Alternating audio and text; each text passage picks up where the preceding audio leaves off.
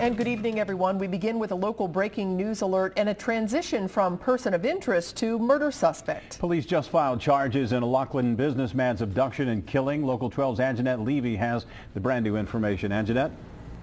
Well, Rob, investigators here at the Laughlin Police Department and investigators with the Ohio Bureau of Criminal Investigation are sifting through evidence as I speak. They're trying to determine whether anyone else may have been involved in the murder of Jim Rolman.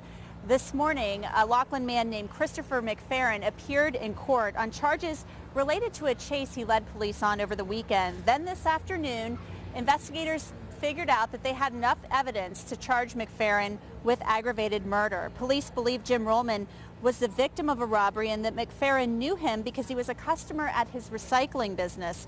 Rolman went to the U.S. Bank in Laughlin last Friday morning to get cash for his business. A man was captured by bank surveillance cameras getting into Rolman's car. Police are now trying to determine whether that man was Christopher McFerron. I don't have enough information to determine if he was a shooter or if there's another person involved. Investigators are still trying to collect evidence and information to determine what we actually have. And over the weekend, some workers at a steel company actually found Jim Rolman's vehicle in a silo. Those doors of the silo have been closed. That silo was sitting on the property of a former trucking company here in Laughlin. Christopher McFerron had actually worked at that former trucking company a few years ago. Police are still doing some tests, or actually the crime lab is doing some tests on some guns that were recovered from McFerron's car over the weekend to determine whether any of those were the murder weapon.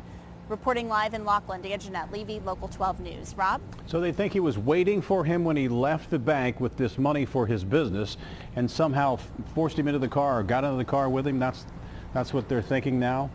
Well, the chief wouldn't go as far as to say that this was premeditated, but they believe that McFerron was obviously familiar with Jim Rolman's routine and that a lot of people were familiar with Jim Rolman's routine.